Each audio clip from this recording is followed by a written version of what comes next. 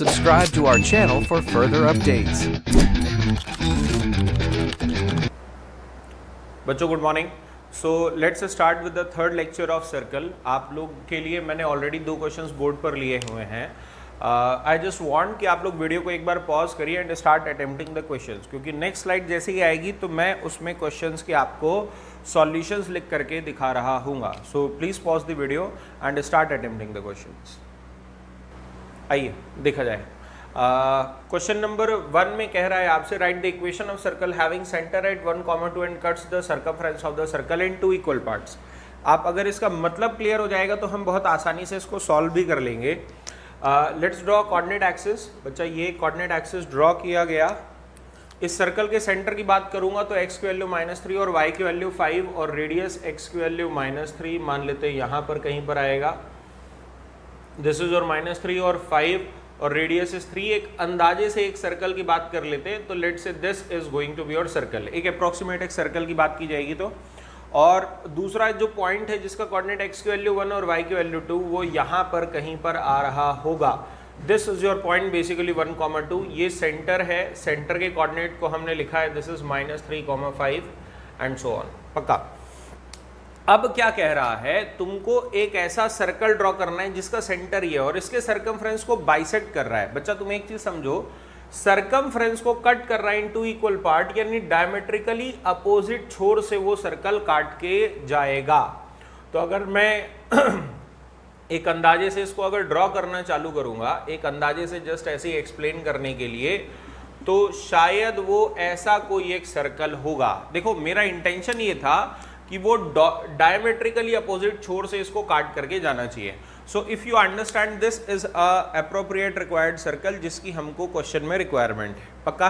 अब तुम थोड़ा सा ज्योमेट्री को देखना चालू कर। देख ये सेंटर है, यह डिस्टेंस हो गई। भाई तुमको इस सर्कल का सेंटर तो पता ही, अल्टीमेटली रेडियस निकालना है। ये वाली भी एक कॉर्ड हो गई और फाइनली ये तो हो गया इस सेंटर का इस सेंटर से डिस्टेंस। बाइसेक्ट तो इसको करके जा रहा है, तो ये जो निकल करके आई length, this is the radius r जो कि आपको चाहिए। ये इस बड़े सर्कल का रेडियस है। बात समझ में आती बच्चा? अब तुम सुनो भाई, क्वेश्चन की इंफॉर्मेशन के अकॉर्डिंग तुमको यह पता ही होना चाहिए कि इधर से लेकर के इधर तक की लेंथ आपको 3 दे रखी है। डन। इनका अगर निकालना है तो इनका डिस्टेंस फॉर्मूला से निकालो। तो 3 और 1 4 और 5 और 2 3, तो ये निकालोगे तो ये आ जाएगा 5। डिस्टेंस फॉर्मूला से तुम लोग कर लेना, मैंने जस्ट कैलकुलेट किया इसलिए मैंने बोला आपसे कि ये आ जाएगा दिस इज योर 5। पक्का। तो अगर मैं तुमसे बोलूं कि अच्छा बताइए व्हाट इज द रेडियस, तो तुमने बताया sir radius is nothing but equal to this is 3 का स्क्वायर प्लस 5 का स्क्वायर। शायद समझते हैं। 25 और 9 34 √34 आया बच्चा। तो अगर सर्कल की इक्वेशन लिखेंगे सो दिस इज x - 1 का होल स्क्वायर, y - 2 का whole square is equal to √34 का होल स्क्वायर। ये आपका आंसर है। पकड़ते हैं बात।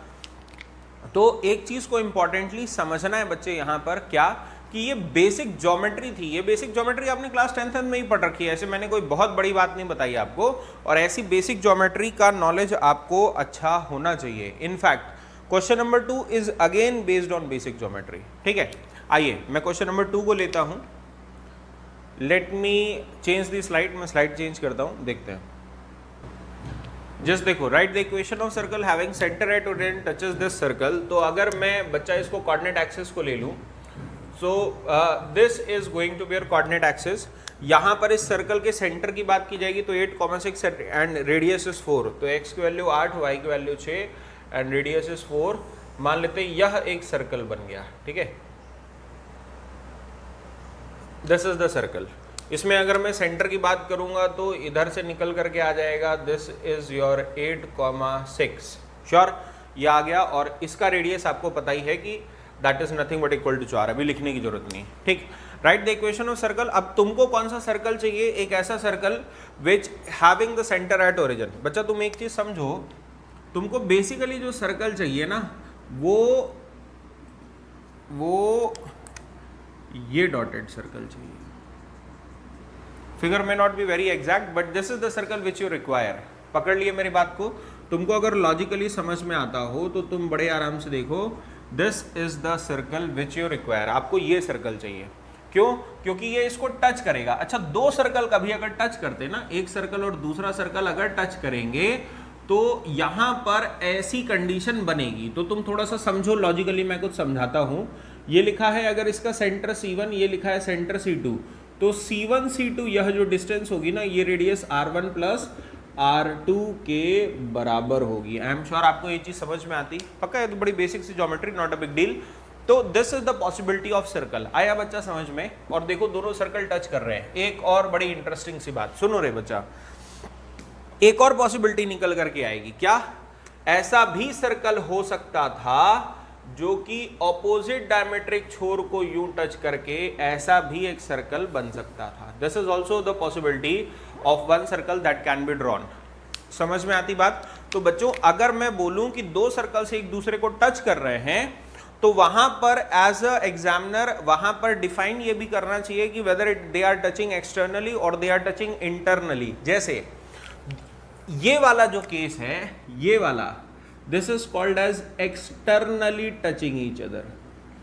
और ये वाला कौन सा केस है? दिस इज इंटरनली, यानी एक के अंदर दूसरा। सो this is internally touching each other. ठीक है, जब दोनों सर्कल बाहर से एक दूसरे को टच करते हैं, so they are called as externally touching, और दूसरा एक और, that's called as internally touching. Sure? तो बच्चों इस चीज को बड़ा लॉजिकली आपको सोचना भी होता है। अच्छा, अब एक चीज को समझिए। एक बच्चा मेरे को समझाया कि सर आप इस डिस्टेंस को देखिए, यहां से लेकर के इधर तक का डिस्टेंस बताया कि सर आएगा 10। भगवान जाने क्या सोच करके इसने बताया, बट ये बच्चा ठीक बता रहा था। फिर उसने मुझे ये भी समझाया कि सर आपको इतनी भी समझ होनी चाहिए कि यहाँ से ले करके यहाँ तक का जो डिस्टेंस है that is nothing but equal to 4। आया बच्चा समझ में? तो अगर मैं 10 में से 4 को घटा दूं तो इतना मुझे समझ में आता है कि जो अंदर वाला सर्कल है इसका रेडियस आएगा 6 ब्यूटी, बट जो बाहर वाला सर्कल है बच्चा उसका रेडियस आएगा निकल करके 14। Do I explain? और ये चीज समझ में आती, समझ में आता है ना? ऑपोजिट डायमेट्रिकली जब, तो ये तो 10 तक तो यहीं पर आ गया, चारों जोड़ लो तो वहां से निकल करके आ जाएगा, दैट इज योर 14। तो बस अब सर्कल का सेंटर आपको पता ही है। सर्कल का सेंटर क्या है बच्चा? That is nothing but 0,0। तो सर्कल C1 की अगर बात करेंगे तो आ जाएगा this is x square plus Y square is equal to x square plus Y square is equal to 36। Clear होती बात? 36 क्यों? क्योंकि 6 का स्क्वायर है। एंड सर्कल C2 लिखना होगा तो बस ये जहां पर 36 लिखा है इसी की जगह पर circle C2 basically. So this is x का square plus Y square is equal to 196। समझते हैं? 14 का square. Done. So these are the two aspects. अच्छा देखो, these are the two types of circle. तो अब आपको ये भी ध्यान रखना है कि सर्कल की कभी भी पॉसिबिलिटी ऑफ टचिंग की अगर बात करें तो जैसे बेटर है मैं इसको स्लाइड को हटाता हूँ, मैं अपने जो बात कहना चाह रहा हूँ उसको मैं लिख करके ही बताता हूँ तो ज़्यादा बेटर तुम लोगों को क्लियर होगा। ठीक है, let me remove this. Sorry बच्चों, ये तुम लोग का ये मिस हो गया। Circle C2 this is basically x square plus Y square is equal to 196। ठीक है, ये वो नीचे लिखा हुआ है तो स्लाइड से कट हो रहा है। देखो this is what I want basically is that is also find the coordinates of point of contact. बच्चा सोच, मैंने तुमसे ये पॉइंट ऑफ कॉन्टैक्ट है, ये भी मांगा, और ये वाला पॉइंट ऑफ कॉन्टैक्ट है, ये भी मांगा है। I am asking this. ठीक है, देखो यहाँ पर बहुत सारे तरीके होते हैं। वैसे तो आप पैरामेट्रिक फॉर्म से भी लिख सकते हैं, parametric form is always a good form, but यहाँ पर दूसरे इन्फॉर्मेशन अवेलेबल है इसलिए अपन और भी तरीके से कर सकते हैं। मैं आपको तरीके जस्ट अभी बता देता हूँ। सुनो, पॉइंट ऑफ कॉन्टैक्ट आप समझ गए, यानी ये दोनों चीज़ों को निकाल करके भी दिखाना है। तो अगर कभी इन दोनों को अगर निकाल करके दिखाना है तो take this as your segment. सुनिए, take this as your segment. बच्चा ये वाला पॉइंट लिखा है तुम्हारे पास, that is nothing but equal to 0,0। इधर वाला जो कोऑर्डिनेट लिखा हुआ है this is nothing but equal to 8,6। और तुमसे अब इसका नाम मैं दे लेता हूँ, दिस इज A, और इसका नाम दे लेता हूँ, it is called as your point B। तो देख बच्चा, पॉइंट A जो है ये यहाँ पर कहीं पर आएगा, बट जो पॉइंट B है वो बाहर में कहीं पर आएगा। ठीक है, तो अब ऐसा एक्सटेंड कर लेते हैं। तो अब जब बात करोगे सो this is internal section formula लगा देंगे तो आंसर आ जाएगा। एक स्टूडेंट मेरे को खड़ा होकर के समझाया कि सर यहाँ पर अगर आपको रेशियो लिखना है तो आप रेशियो लिख लीजिए 6:4। भगवान जाने क्या सोच करके इसने आंसर लिया। और उसी बच्चे ने मेरे को बताया कि सर ये अगर आपको b निकालना है तो इंटरनल सेक्शन फॉर्मूला ही अगर आपको लगाना है तो आप इस पूरे वाले के लिए ले लीजिएगा 10 और यहां से यहां तक वाले के लिए ले लीजिएगा 4। तो 10:4 में इंटरनल सेक्शन फॉर्मूला जैसे अपन यहां पर लिखेंगे ना बच्चा, this is your XA, YA, वैसे ही यहां पर भी लिख लीजिएगा दिस इज XB, YB। और मैं XB बस निकाल करके दिखा देता हूं। XB अगर आपको लिखना है तब आप लिख लेंगे this is 8 is equal to this is 10 into XB plus 4 into 0 upon nothing but equal to 10 + 4। मुझे लगता है सबको दिखाई दे रहा होगा XB कहाँ से आ गया। एक्सटर्नल सेक्शन फॉर्मूला देखो, हमने ये बात कर रखी है क्लासेस में कि हम एक्सटर्नल सेक्शन फॉर्मूला को बहुत ज़्यादा पसंद नहीं करते। कारण क्या है, उसमें बीच में आता है माइनस, और अगर सही टर्म के साथ माइनस नहीं आएगा ना तो वो पता चला दूसरा वाला आंसर देना चालू कर देता है। तो इसलिए अपन एक्सटर्नल सेक्शन फॉर्मूला को जरूर अवॉइड करते हैं। इतना लॉजिक क्लियर होता है बच्चों? अच्छा, now we will be moving towards the case that is writing the equation of circle in special cases. जैसे स्पेशल केसेस का मतलब क्या होता है, जैसे कोऑर्डिनेट एक्सिस है और सर्कल कह रहा है कि भाई सर्कल दोनों कोऑर्डिनेट एक्सिस को टच कर रहा है, ये कहलाते हैं these are called as special cases. तो let's move towards the special cases of circle. Done. मैं अब इस स्लाइड को चेंज करने जा रहा हूं, हम स्पेशल केसेस को लेते हैं। हम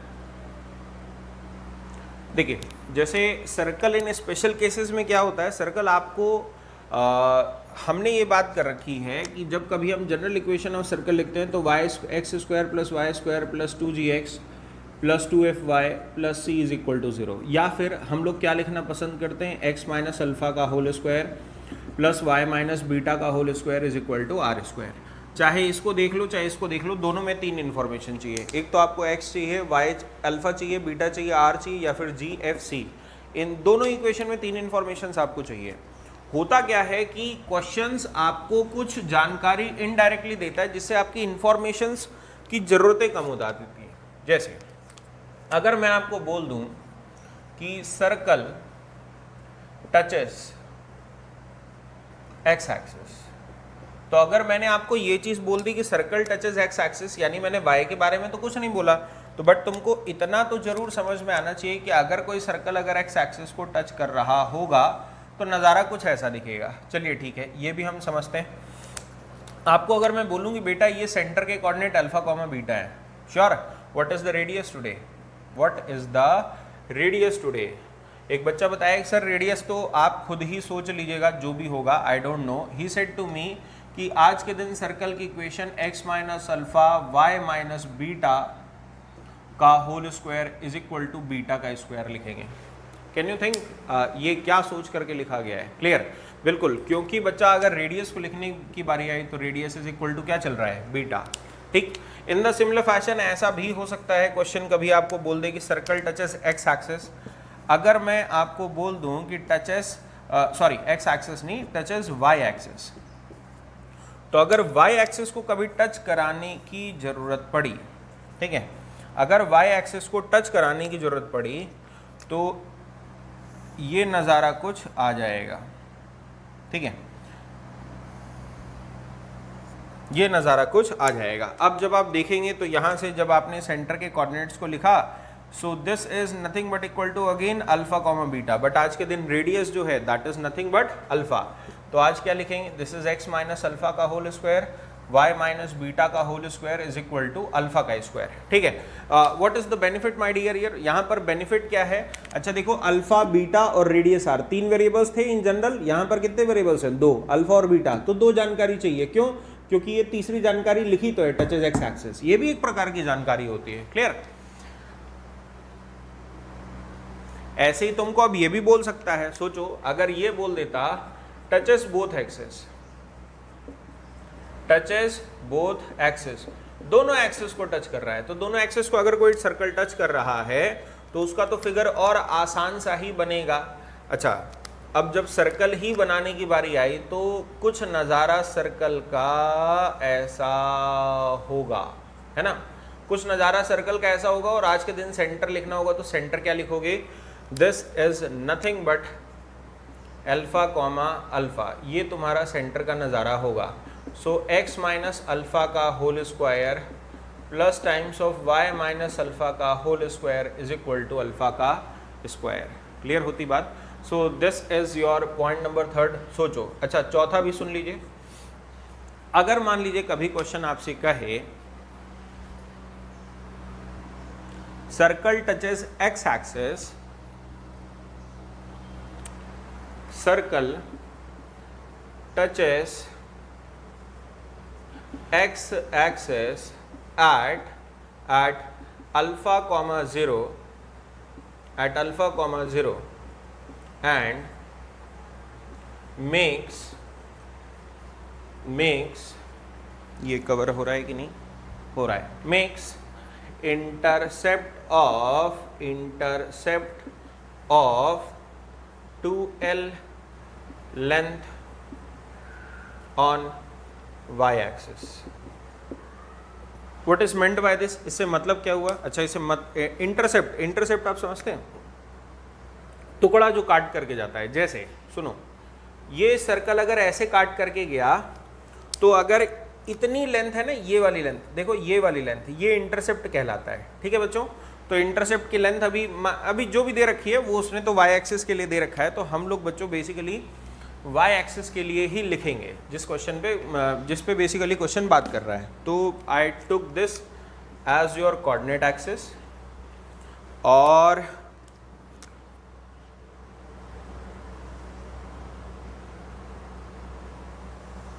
कंसिडर दिस एज योर काम चलाऊ सर्कल। ये थोड़ा सा डेंजरस सा बन गया, बट आप मान लीजिए कि ये सर्कल ही बना हुआ है। ठीक है?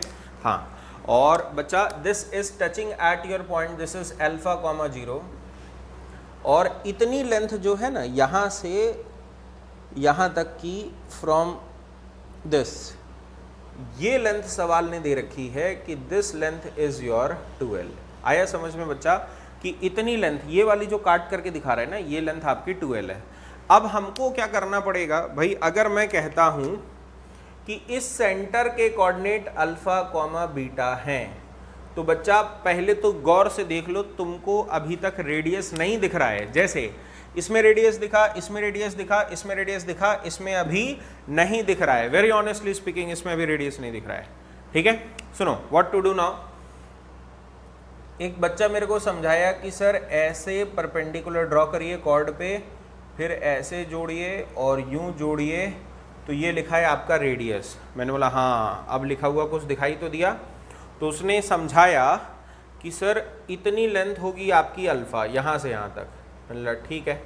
तो इसने लिखा कि रेडियस बराबर लिखिए, this is under root of alpha का स्क्वायर प्लस एल स्क्वायर। बच्चों, do you think it is right or wrong? आराम से just take your time and think whether it is right or wrong. Sure? तो अब अगर तुम बात करोगे, डन, तो हमको सेंटर अल्फा बीटा ले लिया हमने, और रेडियस जो लिखा दैट इज अल्फा का स्क्वायर प्लस एल का स्क्वायर। क्लियर? तो अब जब इक्वेशन ऑफ सर्कल आपको जब लिखने की बारी आएगी बच्चा, तो इक्वेशन ऑफ सर्कल आप लिखेंगे this is X minus alpha का whole square y minus beta का whole square is equal to under root of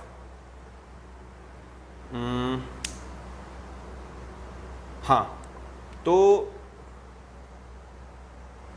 this is alpha का स्क्वायर प्लस एल का स्क्वायर का होल स्क्वायर। ये तुम्हारा आंसर निकल करके आ जाएगा बच्चा। श्योर? चलिए, ये तो हुई ज्योमेट्रिकल बातें। एक शानदार बात सुनो, सबको एक शानदार बात सुनो।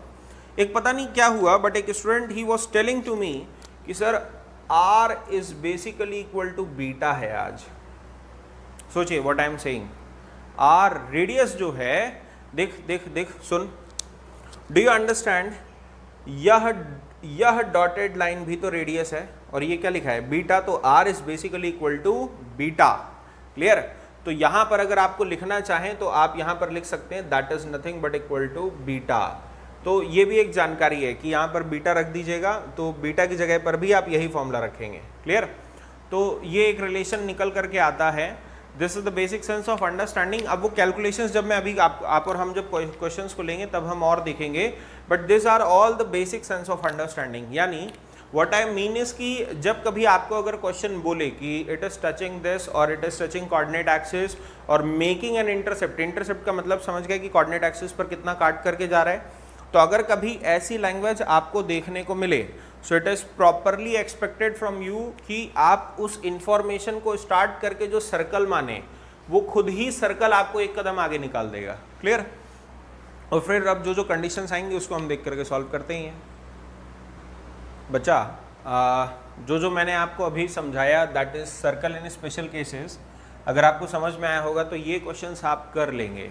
What I'll suggest you is that you should take 3 minutes to attempt these 2 questions. 3 से 4 मिनट लीजिए and start attempting, क्योंकि इसके बाद की जो स्लाइड आएगी उसमें मैं इन्हीं के सॉल्यूशंस ही करके दिखा रहा होगा आपको। ठीक है, करिए। आइए, तो right the equation of circle passes through 4,2 and touches both the axes। ठीक। अच्छा, एक चीज़ और समझिए, सॉल्व करने के दौरान अगर अल्फा की मान लीजिए आपने जो भी कंसिडर किया उसकी 2 वैल्यूज आ रही, इसका मतलब 2 सर्कल्स पॉसिबल हो रहे होंगे, अगर ऐसा आपको कभी मिला होगा तो। पहले तो हम सर्कल की बात कर लेते हैं, तो let's consider this as the circle which is touching both the coordinate axis. Sir आपने यहीं क्यों बनाया, सेकेंड क्वाड्रेंट में क्यों नहीं बनाया? अगर यह पॉइंट सेकेंड क्वाड्रेंट का होता तो मैं यहाँ बनाता, क्योंकि ये पॉइंट है ही फर्स्ट क्वाड्रेंट का, तो पक्का है कि यहां पर कहीं पर ये पॉइंट निकल करके आएगा, इस पॉइंट का कोऑर्डिनेट होगा विच इज 4,2 और इसका जो सेंटर निकल करके आएगा यहां पर, this is nothing but equal to alpha comma alpha. इतनी मेरी बात समझ में आती है? This is nothing but equal to alpha comma alpha. तो इक्वेशन ऑफ सर्कल की अगर अपन बात करेंगे तो किसी ने अगर कंसिडर करी होगी तो x minus alpha plus Y minus alpha का whole square is equal to alpha square. Done, समझते हैं? और इस पे अगर कोऑर्डिनेट की बात करेंगे तो it passes through the point 4,2, तो x की वैल्यू 4 और y की वैल्यू 2, तो 4 यहाँ 2 और कुछ नज़ारा यही सॉल्व करना होगा। आइए सॉल्व करते हैं, let's see what we get is the answer. या 16 plus alpha square minus 8 alpha, यहाँ से आएगा this is 4 plus alpha square minus 4 alpha is equal to alpha square. Alpha square आपस में हो गए कैंसिल, तो बच्चों अब जब आप लिखोगे तो alpha square minus times of this is 12 alpha plus times of 20 is equal to 0। मुझे लगता है इसके तो फैक्टर ही बन जाएंगे। हाँ, अल्फा माइनस 10 अल्फा माइनस 2, तो इसका मतलब अल्फा की वैल्यू एक आ गई 2 और एक आ गई निकल करके 10। फैक्टर बना लेना बच्चों, अल्फा माइनस 2 अल्फा माइनस 10 बनेंगे। श्योर? इसका मतलब यह जो सेंटर आ रहा है, सेंटर बेसिकली हमको 2 मिले। क्या क्या मिले? एक बार मिला 2,2 और एक बार मिला this is nothing but equal to 10,10। बच्चों please understand what I mean to say, it is likely possible कि कभी यह पॉइंट पर एक छोटा सा कोई सर्कल बना होगा जो कि पार कर रहा होगा इसी 4,2 वाले पॉइंट से, इस पॉइंट से, और ऐसा भी हो सकता है कि इसी कोऑर्डिनेट एक्सिस पर पॉइंट ये 4,2 यहाँ पर है और कोई एक बड़ा सा सर्कल बना होगा जो कि यहीं से पास हुआ होगा, इसीलिए वहां पर अल्फा की 2 वैल्यूज आ रही हैं। तो आपको ज्योमेट्रिकली लॉजिक समझ में आया? ठीक है। अच्छा, तुमको मैं ऐसे ही टॉपिक इंट्रोड्यूस क्योंकि हो चुका है तो एक बात और बता देता हूं, 2 सर्कल्स अगर मैं आपसे बोलूं तो सबको लिख लोगे? बिल्कुल लिख लेंगे। और क्या, एक बार सेंटर 2,2 और टच कर रहा है तो रेडियस भी 2, एक बार ऐसा।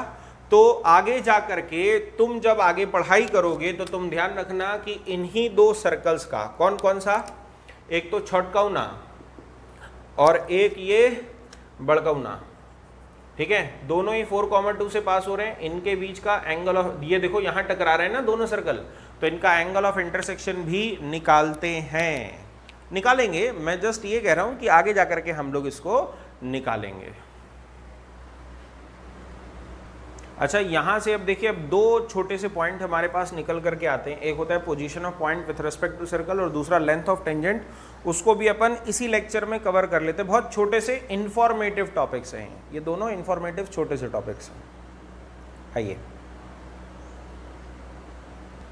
मान लेते हैं basically position of point with respect to circle, इससे मतलब क्या है पहले तो आप ये समझ लो। मैंने तुमको बोला कि there is a circle this, ये लिखा है X square plus Y square minus 4x plus 6y minus 3 is equal to 0, और मैंने एक पॉइंट दे दिया तुमको, इस पॉइंट का कोऑर्डिनेट है -1, 3। अब मैंने पूछा कि बताओ यह पॉइंट सर्कल के अंदर है कि बाहर है। बड़ी सीधी सी बात। तो एक बच्चा ज्योमेट्री बनाने लगा, रेडियस फेडियस कुछ कुछ करने लगा, ठीक है। दूसरे एक स्टूडेंट ने क्या किया, उसने लिखा -1 का स्क्वायर, 3 का स्क्वायर, -4 इंटू -1 प्लस 6 इंटू 3 और -3। यानी do you notice what he did, इसने क्या कर दिया एक्चुअली, इसने कुछ नहीं, पॉइंट को सर्कल में ही पुट कर दिया, ठीक। कोई बड़ी बात नहीं, x की जगह x और y की जगह y। On calculating he got 1 plus 9 plus 4 plus this is 6 3 18 -3। I am sure बच्चों ये आंसर बताओ ये पॉजिटिव आएगा कि negative. The answer is positive. इसका मतलब तुरंत बोला this is outside the circle. यही करना है हमको, यही करना है, ठीक है। अच्छा, और ये जो मैंने किया है इसको बोलते हैं S1। S1 का मतलब क्या होता है, putting coordinate of point on curve से मतलब क्या, कोई सा भी कर्व हो। अगर आपसे कोई बोल देना कोऑर्डिनेट ज्योमेट्री में कि right the S1 for curve, S1 का मतलब होता है कि तुम समझ जाना कि कर्व की जो भी डेफिनेशन है उसमें x और y के कोऑर्डिनेट डाल दो। पकड़ते हैं बात मेरी। मैथ्स ने क्या कहा कि अगर कोई, जैसे मान लेते हैं ये एक सर्कल है, it may be likely possible कि कोई पॉइंट अंदर हो सकता है, कोई पॉइंट कर्व पर हो सकता है और कोई पॉइंट कर्व के सर्कल के बाहर भी हो सकता है।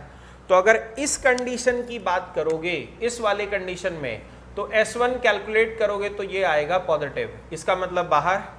S1 कैलकुलेट करोगे तो आएगा 0, यानी वो ही कर्व में सेटिस्फाई कर दो तो पुट कर दोगे तो सेटिस्फाई हो गया, और इसका मतलब निकल करके आता है दिस इज लेस दैन 0।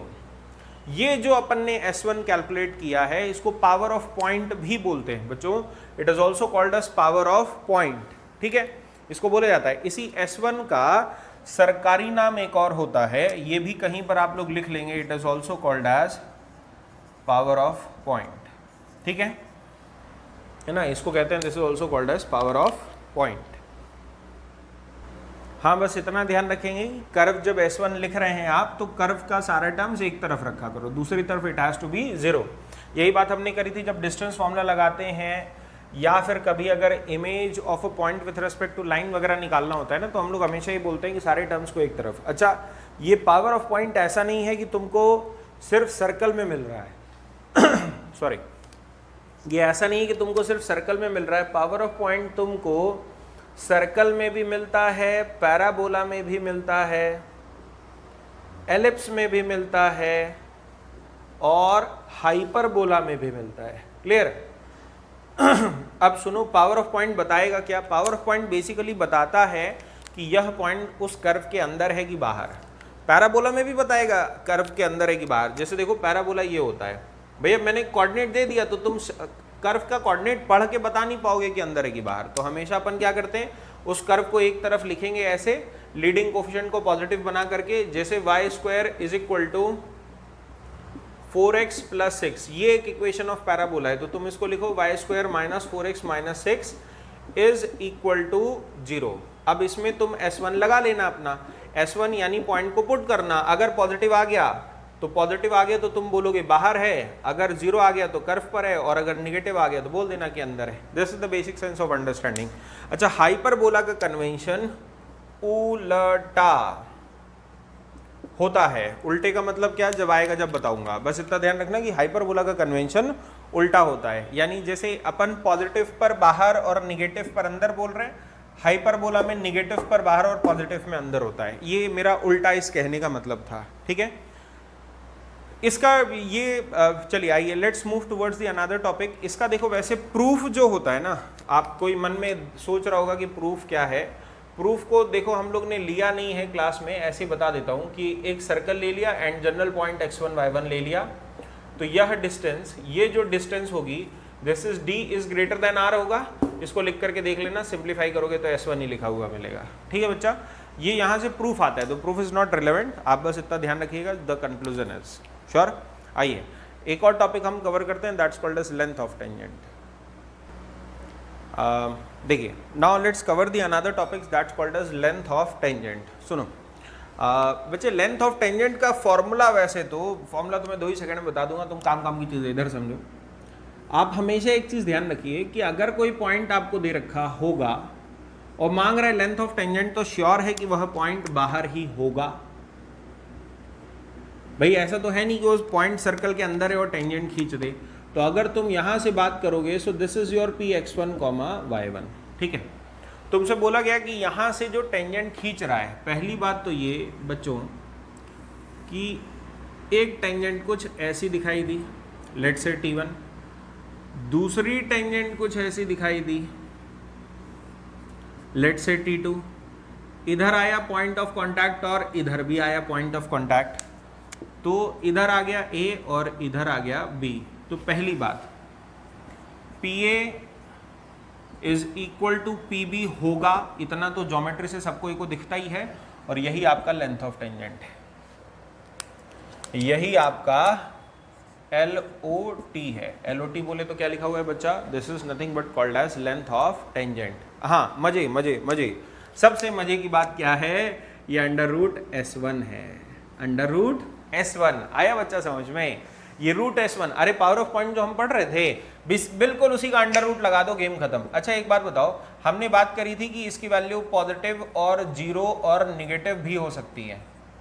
तो तुम एक बात बताओ, अगर कोई पॉइंट अंदर है तो टेंजेंट ड्रॉ करेगा, आंसर इज नो। तो तुम ट्राई करके भी देखोगे तो निगेटिव आ जाएगा, तो समझ जाएगा अच्छा ये तो बना ही नहीं रहा।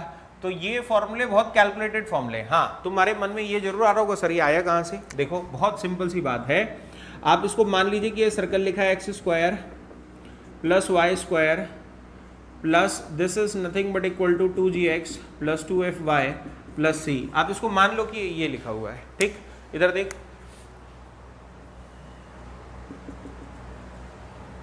Do you understand, this is minus g comma minus f, ये आपका सेंटर O लिखा हुआ है, ठीक। And this is your radius r, this r is basically under root of g का स्क्वायर प्लस f का स्क्वायर माइनस c। समझे बच्चों मैंने क्या लिखा, दिस इज g का स्क्वायर प्लस f का स्क्वायर माइनस c, ये इक्वेशन ऑफ सर्कल निकल करके आ गई, हाँ या ना, डन। तो अब तुम बच्चों जब लिखना चालू करोगे, ठीक है, अब जब आप इसको जब लिखना चालू करेंगे तो आप डिस्टेंस फॉर्मूला लगाइए। तो बेसिकली आप लिखोगे this is nothing but OA